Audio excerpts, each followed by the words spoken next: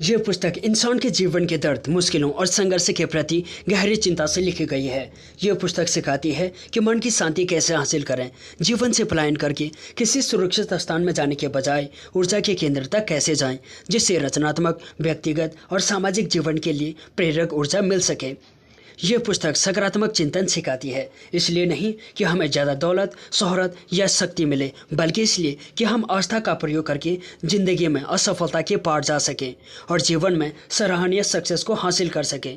ये जीवन की एक कठिन अनुशासनात्मक राह सिखाती है, परंतु इस राह में उस व्यक्ति को बहुत सुख मिलता है जो खुद को और दुनिया की कठिन परिस्थितियों को जीत लेता है। इस पुस्तक में आपको कुछ तकनीकें और उदाहरण मिलेंगे ताकि आप ये जान लें कि आपको किसी भी चीज़ से हारने की ज़रूरत नहीं है, ताकि आप मन की शांति, बेहतर सेहत और कभी न खत्म होने वाली ऊर्जा को हासिल कर सकें, ताकि आपका जीवन खुशी और संतोष से भर जाए। ऑथर कहते हैं, इस बारे में मुझे जरा भी संदेह नहीं है, क्योंकि मैंने आसान तकनीकों के सिस्टम को सीखकर और अपनाकर अनगिनत लोगों का जीवन बदलते देखा है, जिन्हें इसके बहुत से लाभ हुए हैं। दरअसल ये सच्चे मानवीय अनुभवों पर आधारित है। बहुत सारे लोग रोजमर्रा के जीवन के समस्याओं के सामने हार मान लेते हैं। वो संघर्ष करते रहते हैं, मुँह बनाकर शिकायत करते हैं और ये मान लेते हैं कि जिंदगी में उनकी किस्मत बहुत खराब है। हो सकता है कि कई लोगों की किस्मत बहुत खराब हो, परंतु एक ऐसा तरीका, एक ऐसा भाव भी है जिसके सहारे हम अपनी बदकिस्मती को काबू में रख सकते हैं, यहाँ तक कि उसे हटा भी सकते हैं। दुखद परेशानी तो ये है कि लोग समस्याओं, चिंताओं और मुश्किलों के सामने हार मान लेते हैं, परंतु ऐसा नहीं होना चाहिए। ऑथर कहते हैं, ऐसा कहते समय मैं निश्चित रूप से दुनिया की कठिनाइयों और मुश्किलों को नज़रअंदाज नहीं कर रहा हूँ और न ही उन्हें कम करके आंक रहा हूँ, परंतु मैं उन्हें खुद पर हावी होने की अनुमति नहीं दे सकता। आप बाधाओं को अनुमति दे सकते हैं कि वो आपके दिलो दिमाग पर उस सीमा तक नियंत्रण करें जहाँ वो सबसे प्रबल शक्ति बन जाएं, और इस तरह वो आपके विचारों के प्रबल तत्व बन जाएंगे। अगर आप सीख लें कि किस तरह से उन्हें मस्तिष्क से बाहर निकाला जाए, किस तरह मानसिक रूप से उनका गुलाम बनने से इनकार किया जाए और किस तरह अपने विचारों के माध्यम से आध्यात्मिक शक्ति को विकसित किया जाए, तो आप उन तमाम बाधाओं के ऊपर उठ सकते हैं जो आपको सामान्य रूप से हरा देती हैं। मैं आपको जो तरीका बता रहा हूँ उसमें बाधाओं को, आपके सुख और आपकी सफलता को नष्ट करने की अनुमति नहीं दी जाती है। आपको तब तक हारने की ज़रूरत नहीं है जब तक कि आप खुद ही हार न मान लें। यह पुस्तक सिखाती है कि हार न मानने की इच्छा किस तरह विकसित की जाए। अगर आप इस पुस्तक को ध्यान से पढ़ेंगे, इसकी शिक्षा को सावधानी से आत्मसात करेंगे और अगर आप इसमें दिए गए सिद्धांतों और फॉर्मूलों को गंभीरता और लगन से अपने जीवन में उतारेंगे, तो आपको अपने आप में आश्चर्यजनक सुधार आएगा। यहाँ दी गई तकनीकों का प्रयोग करके आप अपनी ज़िंदगी के हालात बदल सकते हैं या सुधार सकते हैं और परिस्थितियों के हिसाब से चलने के बजाय उन्हें अपने हिसाब से बना सकते हैं। दूसरे लोगों के साथ आपके संबंधों में भी सुधार होगा। आप ज़्यादा लोकप्रिय और प्रतिष्ठित बन पाएंगे और लोग आपको ज़्यादा पसंद करने लगेंगे। इन सिद्धांतों में निपुण हो जाने पर आप बेहतर जीवन का आनंद ले पाएंगे। आपकी सेहत भी इतनी बेहतर हो जाएगी जैसे कि अब तक कभी नहीं रही होगी। आपको जीवन में एक नए और तीक्ष्ण सुख का अनुभव होगा। आप अधिक अनुभवी बन जाएंगे और आपका प्रभाव क्षेत्र अधिक व्यापक हो जाएगा। अपना आप में विश्वास रखें, अपनी योग्यता में विश्वास रखें।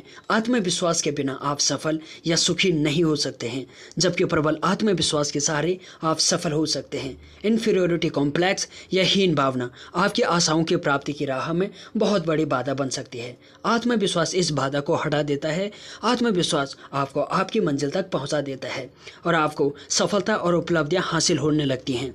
ये मानसिक रवैया इतना महत्वपूर्ण है कि ये पुस्तक आपको सबसे पहले यही सिखाना चाहेगी कि आप अपने आप में विश्वास रखें और अपने आंतरिक शक्तियों को मुक्त करें। यह देखना दुखद है कि इतने सारे लोग उस बीमारी से पीड़ित हैं और उसके शिकार हैं जिसका नाम इन्फीरियर कॉम्प्लेक्स या हीन भावना है, परंतु आपको इतना दुख उठाने की कोई ज़रूरत नहीं है। अगर उचित कदम उठाया जाए तो आप इस समस्या को हल कर सकते हैं।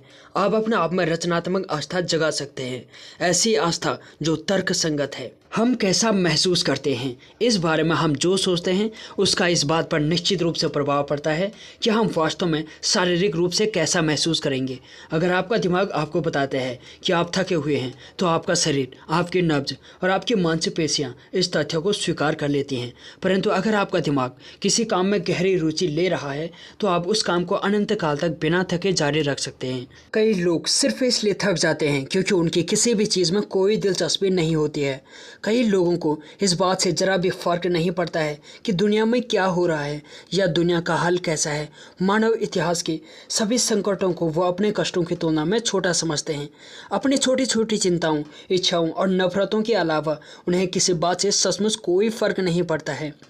बहुत सी महत्वहीन चीज़ों में उलझे रहने के कारण वो थक जाते हैं, बीमार भी पड़ जाते हैं। थकान से बचने का सबसे अचूक रास्ता ये है कि आप अपने आप को किसी ऐसे काम में भुला दें जिसमें आपका गहरा विश्वास है। याद रखें, हम अपने जीवन का निर्माण अपने विचारों और अपनी भावनाओं से करते हैं। अपने कार्य में और अपने आसपास के लोगों में मौजूद पसंद करने योग्य चीज़ों पर ध्यान केंद्रित करें।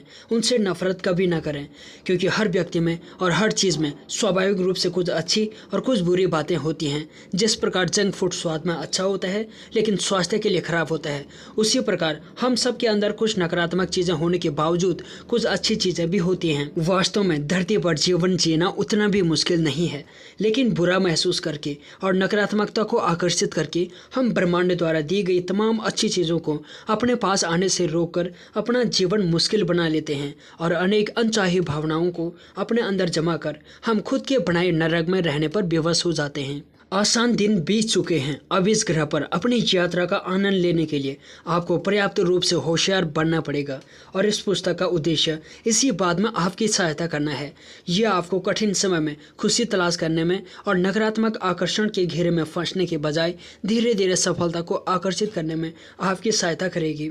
अनुकूल परिस्थितियों में तो कोई भी सफलता प्राप्त कर सकता है। असली नायक वो है जो खुद की और सफलता के बीच की सभी बाधाओं को चेहरे पर निरंतर मुस्कान के साथ पार कर लेता है। आप स्वयं अपने जीवन के नायक बन सकते हैं, जो आप बनने के अधिकारी हैं और जो बनने के लिए आपने जन्म लिया है।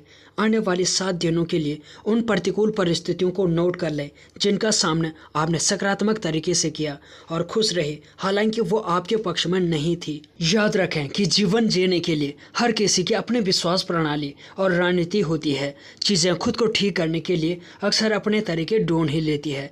हम ये अपेक्षा कैसे कर सकते हैं कि हमारे परिवार, हमारे सहयोगी, हमारे कर्मचारी और हमारे मित्र बिल्कुल हमारी तरह हों, जबकि हम जानते हैं कि इस धरती पर हर एक व्यक्ति अनोखा है। हम जानते हैं कि हम में से हर एक व्यक्ति अनोखा और विशिष्ट है। फिर भी हम अपने जीवन साथी, अपने बच्चों और अपने कर्मचारियों को बिल्कुल अपनी तरह बनाने की कोशिश करते हैं, और जब वो हमारा अनुसरण नहीं करते हैं तो हम निराश हो जाते हैं। हम भूल जाते हैं कि यदि उन्हें बिल्कुल हमारी तरह ही होना था तो ईश्वर ने हमारी फोटोकॉपियाँ बना दी होती, जो कि ईश्वर के लिए भी आसान होता। लेकिन चूंकि ईश्वर ने ऐसा नहीं किया तो इसके पीछे अवश्य कोई तर्क रहा होगा। यदि हम सब एक जैसा सोचते, हमारी पसंद नापसंद एक समान होती, तो ये दुनिया इतनी खूबसूरत ना होती। कल्पना करें कि हम सबको सिर्फ एक ही पीला रंग पसंद होता या सबका पसंदीदा पकवान एक ही होता। वो डिफरेंस ही है जो दुनिया को इतना रंगीन और दिलचस्प बनाती है। इसीलिए अपने आसपास के सब लोगों को अपने जैसा बनाने का विचार छोड़ दें। लोगों को बिल्कुल उसी रूप में स्वीकार करें जैसे वो हैं, क्योंकि वही जीवन जीने का सबसे अच्छा तरीका है। हम सबकी कुछ ताकतें और कुछ कमजोरियां हैं। अपने साथी की ताकतों को पहचानें। उनमें से 99% आपकी कमजोरियां हो सकती हैं। इसीलिए दोनों की ताकतें जोड़ें और जीवन का सामना एक टीम की तरह करें। तो जब आप अगली बार सोचें कि यदि आप यहाँ दूसरों का भला करने के लिए हैं तो दूसरे किस लिए हैं, और हर समय सिर्फ आपसे बदलने की अपेक्षा ही क्यों की जाती है, किसी और से क्यों नहीं, तो याद रखें, खुश रहने के सिर्फ 2 तरीके हैं, या तो खुद बदलो या दुनिया को बदलो। क्या आपको नहीं लगता कि दुनिया को अपनी पसंद के अनुसार बदलने से कहीं अधिक आसान स्वयं को बदल लेना है? यदि आप एक डायनासोर हैं जो बदलते समय में खुद को बेहतर करने के लिए नहीं बदलता, तो आप भी विलुप्त हो जाएंगे। अलग रास्तों की तलाश करें जहां नियंत्रण छोड़ देना आसान हो। हम सबके जीवन में कुछ ऐसे पहलू होते हैं जहां वो अन्य लोगों से अधिक लचीले होते हैं। अपने मानसिक लचीलेपन को सुधारने की शुरुआत करते समय ऐसे क्षेत्रों की तलाश करें जहां आपके लिए नियंत्रण रखने से ज़्यादा आसान आराम से बैठकर सब कुछ देखना हो। ये अपने कार्यों में कुछ अधिक लचीले होकर लाभ प्राप्त करने का अच्छा तरीका है। अंत में आप उन क्षेत्रों में अपना नियंत्रण का परित्याग करने के लिए प्रेरित हो सकते हैं जहां कार्य करना आपके लिए ज़्यादा मुश्किल है। जब आपको लगे कि आप ऐसी स्थिति में लचीले रहे हैं जो आमतौर पर आपके लिए मुश्किल होती है, तो खुद को कोई ऐसा पुरस्कार दें जिसमें आपको आनंद आता हो। जीवन भर जब हम पूर्णता प्राप्त करते हैं तो हमें प्रशंसा या पहचान के भौतिक पुरस्कार द्वारा पुरस्कृत किया जाना चाहिए। स्वयं को दूसरों के विचारों और मानसिकताओं के प्रति खुला रखकर आप अपने सोचने के तरीके को पूरी तरह से बदल सकते हैं और अपने काम में और अपने जीवन में नई और रोमांचक चीज़ों का अनुभव कर सकते हैं। क्या आपने कभी ध्यान दिया है कि जब आप एक मॉल के सार्वजनिक शौचालय में प्रवेश करते हैं तो वहाँ की दुर्गंध आप सहन नहीं कर पाते हैं, फिर भी आप उससे झेलते हुए अंदर चले जाते हैं क्योंकि आपको शौचालय के इस्तेमाल की सख्त ज़रूरत होती है। लेकिन कुछ देर बाद वो दुर्गंध आपको ज़्यादा परेशान नहीं कर पाती है। ऐसा इसलिए होता है क्योंकि हमें अपने आसपास के वातावरण की आदत बहुत जल्द हो जाती है। इसी प्रकार यदि आपके मित्रों की झूठ बोलने की बुरी आदत है तो कुछ दिन आप सोच सकते हैं कि झूठ बोलना बुरी बात है, लेकिन कुछ ही समय में आपको उसकी आदत हो जाएगी। जितना अधिक समय आप ऐसे मित्रों के साथ बिताएंगे उतना ही अधिक आप झूठ के अभ्यस्त होते जाएंगे और फिर एक दिन आपको लगेगा कि झूठ बोलना बिल्कुल भी सामान्य बात है। यदि आप लंबे समय तक दुखी लोगों के साथ रहेंगे तो आपको लगने लगेगा कि दुखी रहना सामान्य सी बात है। एक हारा हुआ व्यक्ति शिकायत करने और गरीब बने रहने में इतना सहज इसलिए महसूस करता है क्योंकि वो अपने सुविधा क्षेत्र से बाहर निकलकर परिश्रम नहीं करना चाहता है। इसीलिए वो उपदेश देता है कि गरीब बने रहने का अर्थ है आध्यात्मिक रूप से विकसित होना और ये कि ईश्वर गरीब और हारे हुए लोगों को प्यार करते हैं। कुछ ही समय में आप खुद को भी उसके साथ उपदेश देते हुए पाएंगे। ऑथर कहते हैं एक मित्र आपको बना भी सकता है और बिगाड़ भी सकता है क्योंकि आप खुद से अधिक अपने मित्रों पर विश्वास करते हैं। मान लेते हैं कि आपके पास एक छोटा सा व्यवसाय आरंभ करने के लिए एक अद्भुत विचार है और आप उत्साहित होकर उसे अपने मित्र के साथ साझा कर लेते हैं। यदि वो निराशावादी और हतोत्साही व्यक्ति है तो वो आपको ये समझाने में अपनी संपूर्ण कला का उपयोग करेगा कि आपके विचार में बहुत सी चीज़ें गड़बड़ हो सकती हैं। इसी प्रकार वो आपको इतना डरा देगा कि अंत में आप बिना 2 बार सोचे अपने अद्भुत विचार को त्याग देंगे। यदि आप ज़्यादा ही बदकिस्मत निकले तो जीवन में जब भी आप कुछ नया करने के बारे में सोचेंगे तो उससे सलाह लेंगे और इस प्रकार अपने सभी अद्भुत विचारों का परित्याग कर देंगे। ऐसे लोगों के साथ अपना कीमती समय कम व्यतीत करें जो एक अनाज के दाने जितनी छोटी सी समस्या को पहाड़ जितनी बना देते हैं और चिंता व शिकायत करते रहते हैं, क्योंकि चाहे आप कितने भी सकारात्मक क्यों ना हो उनकी नकारात्मकता आपको प्रभावित करेगी। चुनौतियों से भरे इस जीवन में एक प्रेरित करने वाला मित्र सबसे बड़ी दौलत है। उसका समर्थन मिलने पर कोई भी चुनौती इतनी बड़ी नहीं लगती है कि उसका सामना न किया जा सके और हम उसे विजयी होकर निकलते हैं। जब हमें कोई नैतिक रूप से समर्थन देता है तो हमें जीवन जीने में आसानी होती है और इसीलिए हमेशा कहा जाता है कि हर सफल पुरुष के पीछे एक महिला होती है और हर सफल महिला के पीछे एक पुरुष होता है। हर सफल छात्र के पीछे एक अच्छा शिक्षक होता है और हर सफल बच्चे के पीछे सहायक माता पिता होते हैं। मित्रों के चयन के लिए एक बेंचमार्क परीक्षण स्थापित करें। खुद से पूछें कि इस व्यक्ति के साथ समय बिताने से आप ऊंचाई पर जाएंगे या नीचे आएंगे। क्या इस व्यक्ति के साथ समय बिताने से आपको अपने सर्वश्रेष्ठ रूम में आने में मदद मिलेगी या नहीं? क्या आप इस व्यक्ति के साथ समय बिताने के बाद ज़्यादा खुश रहेंगे या नहीं? क्या ये व्यक्ति आपको आपके सबसे महत्वपूर्ण लक्ष्य हासिल करने में मदद करेगा या नहीं? अगर नहीं तो ऐसे मित्रों की तलाश करें जो ऐसा कर सकते हैं। ऐसे 5 लोगों की सूची बनाएं जिन पर आप विश्वास कर सकें कि वो आपके बात ध्यान से सुनेंगे और उन्हें अपने सपनों और लक्ष्यों के बारे में बताएं। अपने जीवन का विवरण साझा करने से विश्वास उत्पन्न होता है और यदि आपको लगता है कि आप अपने सबसे कमज़ोर हिस्से को, अपने सपने को लेकर एक व्यक्ति पर विश्वास नहीं कर सकते तो मित्र के रूप में किसी और का चुनाव करें। क्या आपने कभी ऐसे व्यक्ति से बात की है जिसका विचार हो कि आप जितना सोचते हैं उससे अधिक हासिल कर सकते हैं? कोई ऐसा जिसने आपको आपके सपनों का पालन करने की अनुमति दी हो? कोई ऐसा जिसने आपको आपसे ज़्यादा जाना हो? ऐसा ही व्यक्ति वास्तव में एक महान संरक्षक बन सकता है और आपको आपके लक्ष्य की ओर बढ़ने के लिए प्रोत्साहित कर सकता है। आप अपने जीवन में जो सबसे अच्छा कदम उठा सकते हैं वो है खुद को ऐसे दोस्तों से घिरा रखना। वो आप में वो क्षमता देखते हैं जो आप शायद खुद भी नहीं देख पाते हैं। इसीलिए कुछ समय निकालें और सोचें कि आपके आसपास के लोग आपके सोचने के तरीके को किस प्रकार प्रभावित कर रहे हैं। यदि वो नकारात्मक और निराशाजनक हैं तो अपने लिए कुछ सकारात्मक और प्रेरित करने वाले मित्रों को खोजें और यही वो लोग हैं जो आपको एक मस्ती भरा जीवन जीना शुरू करने में मदद कर सकते हैं और आपके मन को सकारात्मक विचारों का पोषण दे सकते हैं। प्रोत्साहन वो सबसे बेहतरीन उपहार है जो आप किसी को दे सकते हैं, लेकिन शायद ही किसी को वो प्रोत्साहन मिलता है जिसकी आवश्यकता उन्हें पूरी क्षमता तक विकसित होने के लिए होती है। क्या कभी ऐसा हुआ है कि आप देश के बाहर छुट्टियों पर गए हो और आपको बिल्कुल अपने जैसा कोई दिखा हो, बिल्कुल आपके आपके जैसा दिखने वाला आपके सामने खड़ा हुआ है, संभावना यही है कि आपने नहीं देखा होगा। ऐसा इसलिए क्योंकि हम में से हर एक मनुष्य अनोखा है। हम दुखी और निराश तभी महसूस करते हैं जब हम भूल जाते हैं या मानना छोड़ देते हैं कि हम कितने विशिष्ट और अनोखे हैं। अपना महत्व जान लें तो आपको कभी चोट नहीं पहुंचेगी। आप बेशकीमती हैं। अपने मन में ये बात अवश्य रखें। आपकी अनुमति के बिना न कोई आपका अपमान कर सकता है, न ही आपको कम आंक सकता है। हर चीज़ को एक सुखद और सफल जीवन जीने के लिए प्रतिक्रिया के रूप में देखें। हारे हुए लोग उन चीज़ों पर ध्यान केंद्रित करते हैं जो आपके पास नहीं है, या फिर उन चीज़ों पर जो उनके जीवन में गलत हो रही हैं। आप जैसे हैं खुद को उसी रूप में प्यार करें। आपके पास जो कुछ है उसका भरपूर लाभ उठाएं और जो भी करें उसमें अपना 100% दें। सबसे खराब स्थिति में अपना सर्वश्रेष्ठ देना ही चैंपियन होने की असली निशानी होती है। इसीलिए समस्या के बारे में ना सोचें, क्योंकि समस्या के बारे में सोचना उसकी गंभीरता को बढ़ा देगा, जबकि समाधान के बारे में सोचना समाधानों की संख्या बढ़ाएगा। आपके सोचने का तरीका आपको विजेता या हारा हुआ बनाता है। चुनाव आपको करना है। क्या आप जानते हैं कि महान हिंदी कवि सूरदास नेत्रहीन थे और दुनिया को कभी नहीं देखा था। इसके बावजूद वो दुनिया का अच्छी तरीके से वर्णन करते थे। खुशी अपने आप को प्यार करने के बारे में और उन सब विचारों को जो हमारी सहायता नहीं करती हैं या हमें नुकसान पहुंचाती हैं छोड़ देने के बारे में है। एक व्यक्ति हर प्रकार की परिस्थिति में खुश रह सकता है, बस उसे एक सकारात्मक मानसिक प्रवृत्ति की आवश्यकता है।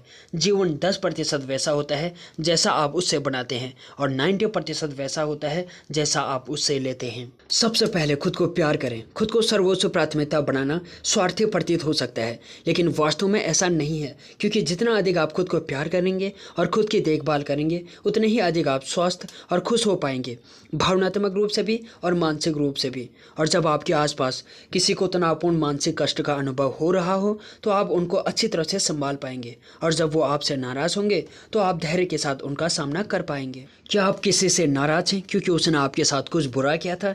क्या आपको लगता है कि वो माफ़ी का अधिकारी नहीं है? कितनी हास्यास्पद बात है कि हम में से अधिकांश लोग ये मानते हैं कि यदि हम किसी को माफ़ नहीं करेंगे तो उन्हें कष्ट होगा, जबकि सच्चाई इसके बिल्कुल विपरीत है।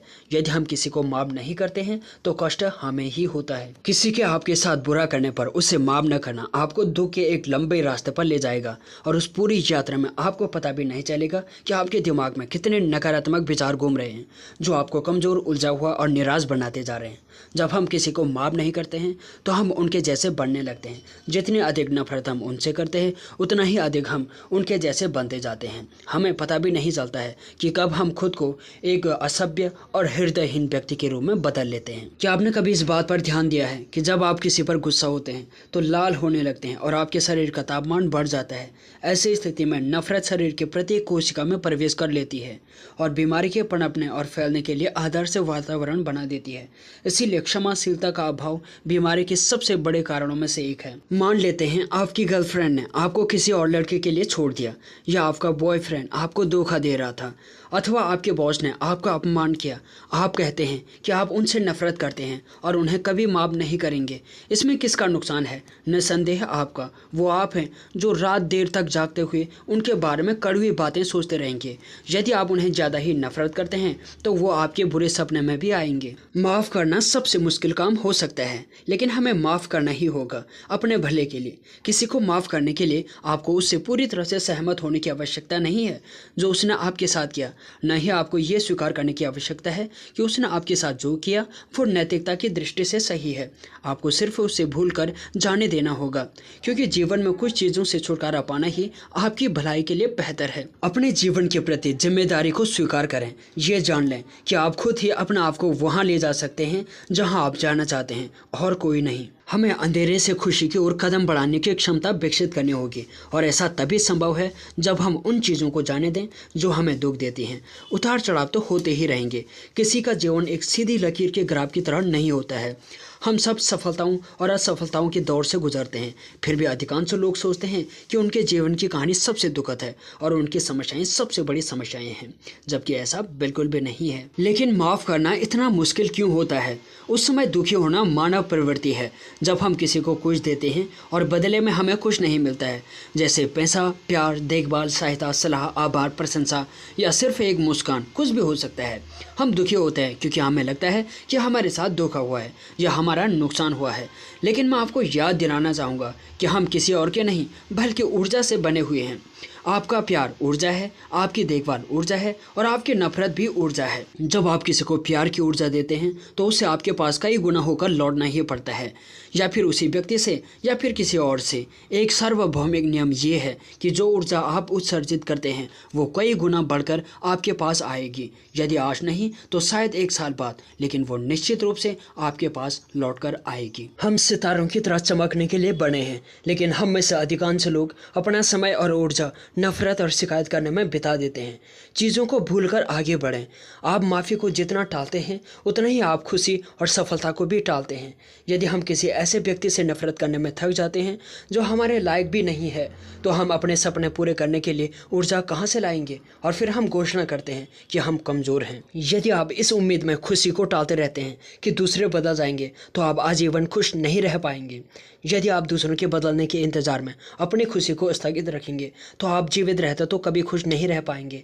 हम में से प्रत्येक व्यक्ति इस धरती पर एक बेहतर मनुष्य बनने के लिए है, और एक सकारात्मक बदलाव हम सब के लिए और आपके लिए भी स्वाभाविक है। क्या होता है जब आप किसी को बदलने का प्रयास करते हैं और सफल नहीं हो पाते हैं? आप निराश हो जाते हैं, वो आपसे नाराज़ हो जाते हैं और फिर दोनों एक दूसरे से नफरत करने लगते हैं।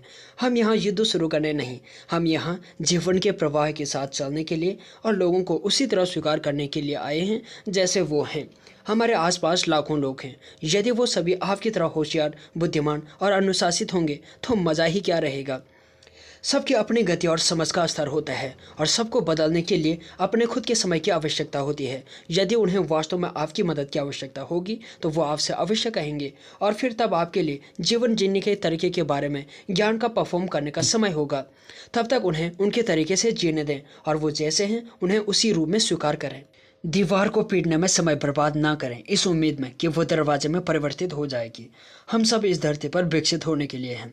हालांकि हमें अपने आसपास कुछ जिद्दी लोग मिल सकते हैं जो निराशाजनक प्रतीत हो सकते हैं, लेकिन आप देखेंगे कि वो भी आत्मज्ञान के माध्यम से बेहतरी के लिए बदल जाते हैं। हाँ, उसकी प्रक्रिया थोड़ा धीमी हो सकती है, लेकिन बदलाव जरूर होता है। मनुष्य जीवन को जटिल बना देते हैं। खुद को खुशी देने के लिए हम किसी को पूरे दिल से प्यार करना चाहते हैं ताकि वो प्यार हमें वापस मिल सके। ऐसा करने के बजाय हम खुद के साथ राजाओं की तरह बर्ताव करके क्यों खुशी प्राप्त नहीं कर लेते हैं, जैसे अपने मनपसंद की चॉकलेट खाना, अपने मालिश करवाना और एक ध्यान के अनुभव की खोज करना। हमारे पास कोई ऐसा होना चाहिए जो हमें प्यार करे और एक प्रभाव भरा हाथ आगे बढ़ाए, जो जीवन के हर उतार चढ़ाव में हमें थाम ले। और हमें पूरा अधिकार है कि हम उस व्यक्ति का इंतजार करें या अपने आसपास मौजूद किसी व्यक्ति के एक प्यार और परवाह करने वाले साथी के रूप में बदलने का धैर्यपूर्वक इंतजार करें। अपने आसपास के लोगों में आपने दो तरह के लोग देखे होंगे। एक वो जो दूसरों की गलतियों से सबक लेकर अपना व्यवहार बदल लेते हैं, हालांकि ऐसे लोग बहुत कम होते हैं, फिर भी कुछ तो होते ही हैं। और दूसरे वो जो बदलने के लिए आपदाओं और विफलताओं के आने का इंतजार करते रहते हैं। अगर आप खुद को बुलंदी पर ले जाने के खास प्रयास और बड़े परिणाम हासिल करने के लिए तैयार हैं तो समझ लीजिए आपके हाथ कामयाबी की कुंजी लग गई है। आपके पास आपके भविष्य की कामयाबी का डीएनए है। उज्जवल भविष्य के लिए इस किताब को पढ़िए और फैसला कीजिए कि आप इसे अपनी ज़िंदगी में कैसे प्रयोग में ला सकते हैं। एक योजना बनाइए और फिर पूरे उत्साह के साथ उसे साकार करने में जुट जाइए। ऑथर कहते हैं ये आपके बारे में बिल्कुल सच है कि आप एक बहुत ही अच्छे इंसान हैं। आप ढेर सारी कामयाबियों, खुशी, उल्लास और उमंग से भरी एक बेहतरीन जिंदगी के हकदार हैं। स्वस्थ रिश्ते, स्वास्थ्य, अर्थपूर्ण काम और फाइनेंशियल फ्रीडम आपके जन्मसिद्ध अधिकार हैं। ये वो बातें हैं जो आपकी जिंदगी में होनी ही चाहिए। ऑथर कहते हैं आप में कामयाबी का गुण मौजूद है। आप खुद के आंकलन, आत्मसम्मान और स्वाभिमान के ऊंचे स्तर को बनाए रखने की भी कुव्वत रखते हैं। आप विशेष हैं। मानव इतिहास में आपके जैसा कोई भी और कभी भी नहीं हुआ। आपके पास प्रतिभा और काबिलियत का ऐसा अद्भुत भंडार है जिसे जब सही तरीके से और पूरी तरह से इस्तेमाल किया जाए तो आपको वो हर चीज़ मिल जाएगी जिसकी आपने तमन्ना की होगी। ऑथर कहते हैं आप खुशकिस्मत हैं कि ये मानव इतिहास का सबसे अच्छा समय है। आपके चारों ओर ऐसी संभावनाओं का ढेर लगा हुआ है जिनका लाभ उठाकर आप अपने सपनों को साकार कर सकते हैं। आप क्या और कितना कुछ हासिल कर सकते हैं ये इस बात पर निर्भर करता है कि आप खुद को किस हद तक काबिल समझते हैं। आपकी कामयाबी की वास्तव में कोई भी सीमा नहीं है। शायद आप दो ही तरह से प्रतिक्रिया देंगे। पहला, आपके बारे में जो कुछ भी कहा गया है आप उससे पसंद करेंगे और आपकी ये दिली तमन्ना भी रहेगी कि वो सब कुछ सच हो जाए। लेकिन आपकी दूसरी प्रतिक्रिया शायद संदेह और अविश्वास से भरी रहेगी। हालांकि भीतर ही भीतर भले ही आपकी तमन्ना हो कि आप भी ऐसे ही स्वस्थ खुशहाल जिंदगी जिएं, लेकिन फिर एकाएक आपके भीतर संदेह और भय के बादल उमड़ आएंगे। आपको वो तमाम कारण याद आएंगे जिनके कारण आपके सपने और लक्ष्य पूरे नहीं किए जा सकते। ऐसे ही आप भी भीड़ का हिस्सा बने ही रहेंगे। ऑथर कहते हैं, मैंने भी कई बरस पहले ठीक ऐसा ही महसूस किया था। हालांकि मैं कामयाब जिंदगी जीना चाहता था, लेकिन मैं कौशलहीन था, अशिक्षित था, बेरोजगार भी था। मुझे ये भी पता नहीं था कि अपनी स्थिति को सुधारने के लिए क्या करना चाहिए। दरअसल मैं एक ओर बड़ी सोच और दूसरी ओर सीमित संसाधनों और मौक़ों के बीच फंस गया था। फिर मुझे कुछ ऐसे गजब के सिद्धांतों का पता चला जो सदियों के महान सफलताओं और उपलब्धियों का कारण रहे हैं, और फिर मेरी जिंदगी हमेशा के लिए बदल गई। अब तक खोजे गए तमाम मानसिक और आध्यात्मिक सिद्धांतों की बात की जाए तो शायद सबसे महत्वपूर्ण होगा, आप वही बन जाते हैं जिसके बारे में आप ज़्यादातर वक्त सोचते रहते हैं। आपकी बाहरी दुनिया दरअसल आपके भीतर की दुनिया का ही प्रतिबिंब होती है। आपका बाहरी व्यवहार इस बात का आईना होता है कि आपके भीतर क्या कुछ चल रहा है। आप किसी भी पुरुष या महिला के भीतर की स्थिति को उसकी ज़िंदगी के बाहरी हालातों से जान सकते हैं, और दोनों में ज़्यादा फर्क नहीं होगा। आपकी सोच ही सब कुछ है। आपका दिमाग गजब का ताकतवर है। आपकी सोच आपकी ज़िंदगी में होने वाली हर बात पर नियंत्रण रखती है और उसे तय करती है। वो आपके दिल की धड़कन को कम या ज़्यादा कर सकती है, आपके हाजमे को सुधार या बिगाड़ सकती है, आपके खून की रासायनिक बनावट को बदल सकती है। यहाँ तक कि इस बात पर भी उसी का नियंत्रण होता है कि आप रात को आराम से सोएंगे या फिर आपकी रात जागते हुए ही कटेगी। आपके विचार आपको खुश या दुखी कर सकते हैं। कई बार तो महज एक पल में वो आपको सतर्क या जागरूक बना सकते हैं, या फिर ध्यान भटकाकर आपको हताश भी कर सकते हैं। वो आपको लोकप्रिय या अलोकप्रिय, आत्मविश्वास से परिपूर्ण या असुरक्षित, सकारात्मक या नकारात्मक बना सकते हैं। आपके विचार आपको शक्तिशाली या कमजोर, शिकार या विजेता, एक बहादुर या फिर एक कायर जैसा महसूस करा सकता है। आपकी भौतिक जिंदगी में आपकी सोच आपको विजेता या पराजित, संपन्न या गरीब, सम्मानजनक या फिर उपेक्षित बना सकती है। आपकी सोच और उसके कारण आपके द्वारा उठाए गए कदम ही आपकी पूरी जिंदगी की दशा और दिशा को तय करते हैं। और सबसे बड़ी खुशखबरी यही है कि आपके विचार पूरी तरह से आपके नियंत्रण में ही होते हैं। अगर आप कामयाबी और आत्मविश्वास के बारे में सोचते हैं तो आप खुद को ज़्यादा सशक्त और प्रतिस्पर्धा के लायक महसूस करने लगते हैं, और आप जो कुछ भी करेंगे आपका परफॉर्मेंस बेहतर होगा। अगर आप केवल गलतियां करने और शर्मसार होने के ही बारे में सोचेंगे तो आप कितने ही अच्छे क्यों ना हो जाएं, आपका परफॉर्मेंस खराब ही रहेगा। एक तरह से देखा जाए तो आपकी ज़िंदगी का बाहरी पहलू तटस्थ ही होता है। आप उससे क्या मायने देते हैं, इस पर आपका व्यवहार, मत, भावनाएं और प्रतिक्रिया तय होती है। अगर आप ज़िंदगी के किसी भी पहलू के बारे में सोचने का नज़रिया बदल देते हैं तो आपके उससे जुड़े एहसास और व्यवहार में भी बदलाव आ जाएगा। आपको क्या सोचना है इसका फैसला केवल आपको ही करना है, इसीलिए आप में अपनी पूरी ज़िंदगी पर नियंत्रण की ताकत होती है। ऑथर कहते हैं, अपने मतों को चुनौती दें। मत या धारणा का सिद्धांत, लॉ ऑफ बिलीफ कहता है, जिस बात में आपका निश्चित तौर पर यकीन हो वो आपके लिए हकीकत बन जाती है। आपका हर कदम आपके उन मतों से मेल खाता है जिनमें आपका अटूट विश्वास हो, फिर भले ही वो सही हो या गलत। और जहाँ तक आपके मत का सवाल है तो उन्हें आप सीखते हैं। एक वक्त ऐसा भी होता है जब ये आपके पास नहीं होते हैं। आप वास्तव में क्या हैं ये आपके विचार ही तय करते हैं। आप जो देखते हैं उस पर यकीन नहीं करते, बल्कि आप वही देखते हैं जिस पर आपका पहले से ही विश्वास हो। आप जिंदगी का स्तर उठा देने वाली बातों पर यकीन करके खुश और आशावादी बन सकते हैं, या फिर अपने और अपनी कुव्वत के प्रति नकारात्मक मत रखते हैं जो कि हर संभव काम की राह में रोड़े बन जाते हैं। आपके लिए सबसे घातक है खुद को कम आंकने वाले मत में यकीन करना, और अपनी कुव्वत के बारे में ये मत आपकी तरक्की की राह में बाधा बन सकती है। इसमें से अधिकांश गलत होते हैं। ये उस सूचना पर आधारित होते हैं जिससे आपने बिना सोचे समझे ही स्वीकार कर लिया है, अधिकतर तो बचपन से ही। भले ही ये बात पूरी तरह से गलत हो, लेकिन अगर आप सोचते हैं कि बेहतर स्वास्थ्य, खुशियां और ज़्यादा पैसा हासिल कर पाना आपके बूते के बाहर की बात है तो यही हकीकत बन जाएगा। जैसा कि ऑथर रिचर्ड बाग ने अपनी किताब इल्यूजन्स में लिखा है, अपनी सीमाओं के बारे में तर्क दो और तय मानो कि बस वही तुम्हारी सीमा होगी। आकर्षण का नियम, लॉ ऑफ अट्रैक्शन, कहता है कि आप एक जीते जागते चुंबक हैं और अपने प्रभावशाली सोच की मदद से अपनी जिंदगी में लोगों, विचारों, मौकों और परिस्थितियों को आकर्षित कर लेते हैं। जब आप सकारात्मक, आशावादी, प्यार भरी और सफलता की सोच को अपनाते हैं तो आप एक ऐसे चुंबकीय आभा मंडल का निर्माण करते हैं जो कि आपकी सोच से जुड़ी बातों को अपनी ओर ठीक उस तरह से आकर्षित करता है जैसे कि चुंबक लोहे को। यही नियम इस बात का भी खुलासा कर देता है कि क्यों आपको इस बात को लेकर चिंतित होने की जरूरत नहीं है कि आपके लिए अच्छी बातें कहाँ से आने वाली हैं। अगर आप अपने दिमाग को उन बातों पर ही केंद्रित कर सकते हो जो आपको चाहिए, न कि उन बातों पर जो आपको नहीं चाहिए, तो आप लक्ष्य को हासिल करने के लिए जरूरी हर चीज़ को आकर्षित करने में कामयाब होंगे, और वो भी ठीक उसी वक्त जब आप तैयार हो। अपनी सोच बदलिए और आप अपनी ज़िंदगी को बदल डालेंगे। किसी काम को कर पाने का इससे बेहतर सबूत और क्या होगा कि कुछ और लोग भी इससे पहले कर चुके हैं। न्यू टेस्टामेंट में ईसा मसीह ने किसी भी सिद्धांत की सच्चाई का पता लगाने का सही तरीका कुछ यूँ बताया, उसके परिणामों से उसे जान जाओगे। दूसरे शब्दों में कहा जाए तो किसी भी विचार के बारे में आपको केवल एक ही सवाल पूछना चाहिए कि क्या यह कारगर साबित होगा, क्या इससे वो परिणाम हासिल होंगे जो आप चाहते हैं। नोबेल पुरस्कार विजेता अर्थशास्त्री मिल्टन फ्रीडमैन ने कहा था, किसी भी सिद्धांत या विचार को मापने का सही पैमाना इसके आधार पर भविष्य की संभावनाओं का खुलासा कर पाने की आपकी योग्यता है। खुशी की बात यह है कि आप जो विचार और सिद्धांत आजमाने जा रहे हैं वो लाखों लोगों की जिंदगियों और अनुभवों का निचोड़ है। प्रकृति के हर नियम की तरह यह भी अपने आप में तटस्थ है।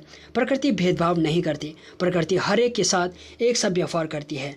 आप जमीन में कोई सा भी बीज लगा दीजिए, प्रकृति उसे फलने फूलने का मौका देगी। ठीक इसी तरह से आप विचारों के किसी भी बीज को अपने दिमाग में लगाइए, प्रकृति उनको बढ़ाने का मौका देगी। ये सब आप पर निर्भर करता है। ऑथर कहते हैं, अपने विचारों का चयन करें। कामयाब इंसान वो होते हैं जो नाकामयाब लोगों से ज़्यादा कारगर तरीके से सोचते हैं। जिंदगी, रिश्तों, लक्ष्यों, समस्याओं और अनुभवों को लेकर उनका नज़रिया दूसरों से अलग होता है। वो बेहतर बीज लगाते हैं, इसी वजह से उनको ज़िंदगी में बेहतर फल मिलता है।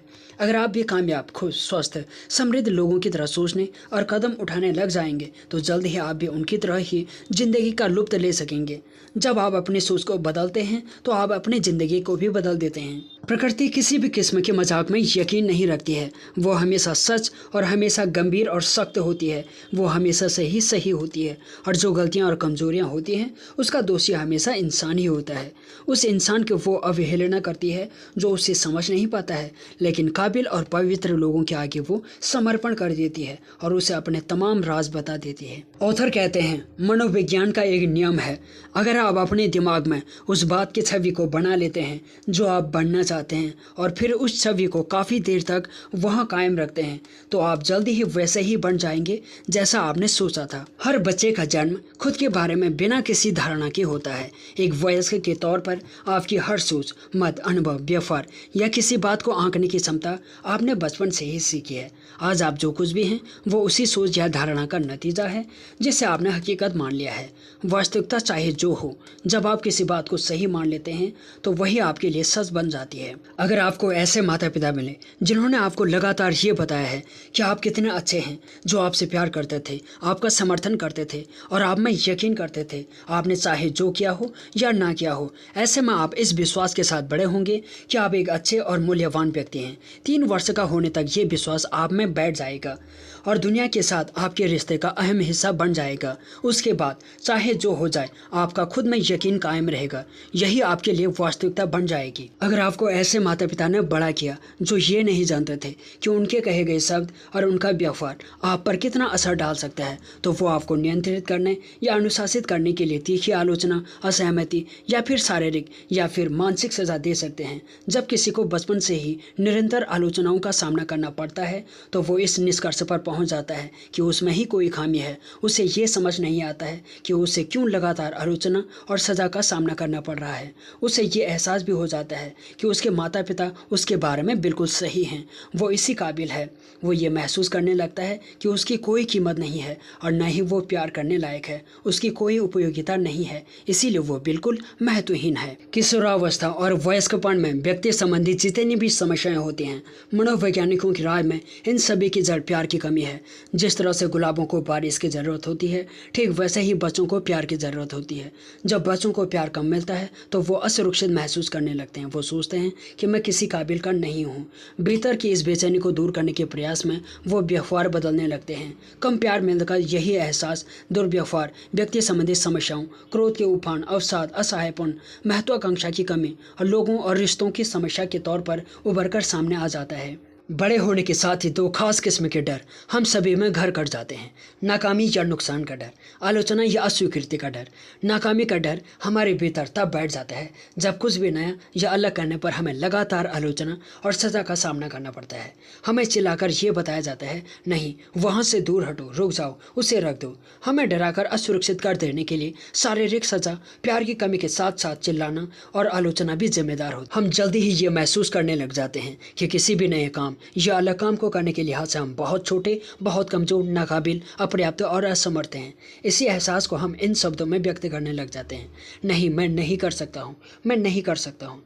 जब कभी भी हम किसी नए काम या चुनौतीपूर्ण काम को करने के बारे में सोचते हैं तो हमें घबराहट, कंपकपी और पेट में मरोड़ जैसा एहसास होने लगता है। हमारा डर ठीक उसी तरह का होता है जैसा पिटाई खाने का डर। हम बार बार बस यही कहते हैं, नहीं मैं नहीं कर सकता। हमारी तरक्की की राह का रोड़ा, हमारे आत्मविश्वास को डिगाने वाला और हमारे सुखी जीवन की इच्छा को खत्म कर देने वाला दूसरा डर है नकार दिए जाने का डर। नकारने की ये प्रक्रिया हमारी आलोचना के तौर पर सामने आती है। ये भावना हमारे भीतर बचपन से ही घर कर जाती है। जब हमारे माता पिता उनकी पसंद के खिलाफ कोई काम करने या फिर उनकी उम्मीद के मुताबिक काम नहीं करने पर नाराजगी जताते हैं, नाखुश कर देने का कारण वो इतने नाराज हो जाते हैं कि हमें वो लाड दुलार नहीं देते जिसकी हमें बचपन में सबसे ज़्यादा ज़रूरत होती है। प्यार नहीं किए जाने का डर या अकेलेपन का भय बच्चों पर इतना गहरा असर डालता है कि वो ठीक वैसा ही व्यवहार करने लगता है जो उसके राय में उसके माता पिता को पसंद आएगा। इसके साथ ही उसमें छिपा स्वाभाविक उत्साह और खास होने का एहसास खत्म हो जाता है। एक ही सोच उसके दिलो दिमाग पर हावी हो जाती है। बचपन से ही मिली तीखी आलोचना के कारण उपजा नाकामी और नकारे जाने का भय ही बड़े होने पर हमारे दुखी और चिंतित होने का मुख्य कारण होता है। हम लगातार दो ही विचारों के बीच पिसते रहते हैं, मैं नहीं कर सकता हूँ या फिर मुझे करना ही होगा। सबसे बुरी स्थिति तो तब आती है जब हम सोचने लगते हैं कि मैं नहीं कर सकता हूँ लेकिन मुझे करना ही पड़ेगा, या मुझे करना ही पड़ेगा लेकिन मैं नहीं कर सकता हूँ। हम कुछ करना तो चाहते हैं लेकिन नाकामी या नुकसान का भय हमें घेर लेता है, या फिर नुकसान का भय ना भी हो तो असहमति का भय हम पर हावी हो जाता है। हम घर या ऑफिस में अपने जीवन स्तर को सुधारना चाहते हैं लेकिन डरते हैं कि हम नाकाम हो जाएंगे, कोई हमारी आलोचना करेगा या फिर हमारे साथ दोनों ही होगा। अधिकतर लोगों के लिए डर ही उनकी ज़िंदगी का सबसे अहम हिस्सा होता है। वो जो कुछ भी करते हैं उनमें उनका प्रयास बस नाकामी और आलोचना को टालना ही होता है। वो हर काम को करते वक्त लक्ष्य के लिए प्रयास करने के बजाय अपना ध्यान सुरक्षित तरीकों पर ही केंद्रित रखते हैं। वो मौक़ों के बजाय सुरक्षा चाहते हैं। IBM के संस्थापक थॉमस जे वॉटसन से एक बार पूछा गया कि ऑथर के तौर पर जल्दी से कामयाब होने के लिए उन्हें क्या करना होगा। अमेरिकी कारोबार जगत के धुरंधर वॉटसन ने इस सवाल का जवाब इन शब्दों में दिया, अगर आप तेज़ी के साथ कामयाब होना चाहते हैं तो आपको अपनी नाकामयाब होने की दर को भी दोगुना करना होगा। दरअसल कामयाबी तो नाकामयाबी के दूसरे सिरे पर रहती है। हकीकत यह है कि आप जितने ज़्यादा नाकाम होंगे, संभावना यही है कि कामयाबी आपके उतने ही करीब होगी। आपकी नाकामयाबियों ने आपको कामयाबी हासिल करने के लिए तैयार कर दिया है। इसीलिए अक्सर देखने को मिलता है कि नाकामयाबियों की जड़ी के बाद कामयाबियों की जड़ी लग जाती है। यही वजह है कि जब कभी भी कुछ सोचना पड़े तो नाकामयाबी की दर को दोगुना कर दें। आप जितनी नई नई चीज़ों को करने की कोशिश करेंगे, आपके विजयी होने की संभावना उतनी ही बढ़ जाएगी। किसी भी डर पर काबू पाने के लिए आपको उसी काम को बार बार करना चाहिए जिसमें आपको डर लग रहा है, तब तक जब तक कि आप पर उस डर का कोई प्रभाव ना बचे। अगर आप अपनी ज़िंदगी के किसी भी क्षेत्र में अपने परफॉर्मेंस या परिणामों को बदलना चाहते हैं तो आपको उस क्षेत्र में अपनी निजी अवधारणा और उस क्षेत्र को लेकर अपने बारे में धारणाओं को बदलना होगा। सौभाग्यवश आपकी ज़्यादातर धारणाएं विषयनिष्ठ होती हैं, वो हमेशा तथ्यों पर ही आधारित नहीं होती हैं। इसके बजाय वो अधिकतर उस जानकारी पर आधारित होती हैं जिन्हें आप सत्य के तौर पर स्वीकार कर चुके हैं। कई बार तो हम बिना ज़्यादा जांचे परखे ही उसे स्वीकार कर लेते हैं। आपकी धारणाओं में सबसे बुरी होती हैं वो धारणाएं जो कि आपकी अपनी काबिलियत को ज़्यादा मानने से रोकती हैं। इन धारणाओं के कारण आप किसी भी क्षेत्र विशेष में खुद की क्षमता को सीमित या अपूर्ण मानने लगते हैं। ये धारणाएं कभी कभार ही सही होती हैं, लेकिन आप इनको अपनी काबिलियत के सही पैमाने के तौर पर स्वीकार कर लें तो ये फिर आपके लिए सच हो जाती हैं, ठीक ऐसे ही जैसे यही सही हो। अपनी काबिलियत को जानने और पहले से ज़्यादा कामयाबी हासिल करने के लिए ज़रूरी है कि आप सबसे पहले खुद को सीमित कर देने वाली अपनी धारणाओं को ही चुनौती दें। इन धारणाओं से मुक्ति की शुरुआत आप इस सोच के साथ करें कि वो जो कुछ भी है पूरी तरह से असत्य है। इस पल तो यही सोचें कि आपकी काबिलियत की कोई सीमा नहीं है। कल्पना कीजिए कि आप जिंदगी में जो चाहें बन सकते हैं और कर सकते हैं। कल्पना कीजिए कि आप में अपने क्षेत्र की शीर्ष हस्तियों में जगह बनाने की योग्यता है। कल्पना कीजिए कि आप अपने सामाजिक और कारोबार की दुनिया की सबसे लोकप्रिय, शक्तिशाली और प्रभावी हस्तियों में से एक हैं। कल्पना कीजिए कि आप शांत और आत्मविश्वास से भरपूर हैं और किसी भी संकट से नहीं घबराते हैं। कल्पना कीजिए कि आप अपने दिमाग में तय हर लक्ष्य को हासिल कर सकते हैं। यही वो तरीका है जिससे आप अपनी सोच और अपनी ज़िंदगी को बदलने की शुरुआत कर सकते हैं। आपकी सोच का दूसरा हिस्सा है आपका खुद को देखने का नज़रिया। ये आपका खुद को देखने का नज़रिया और खुद के बारे में सोचने का तरीका होता है। इससे अधिकांशतया आपकी आत्म छवि या सेल्फ इमेज कहा जाता है। किसी परिस्थिति विशेष में आपका व्यवहार कैसा होना चाहिए, इसके लिए आप यही देखते हैं। आत्म छवि के ही कारण आपका बाहरी परफॉर्मेंस ठीक वैसा ही होता है जैसा आपकी अपने बारे में सोच होती है। आपकी ज़िंदगी में तमाम सुधारों की शुरुआत आपके दिमाग की छवि में सुधार के साथ होती है। आपकी ये आंतरिक छवियाँ ही आपकी भावनाओं, आपके व्यवहार, आपकी सोच और यहाँ तक कि दूसरे लोगों के आपके प्रति व्यवहार को भी निर्धारित करती है। इसीलिए खुद के प्रति सकारात्मक छवि आपकी सोच और आपकी ज़िंदगी में बदलाव लाने के लिए काफ़ी अहम भूमिका निभाती है।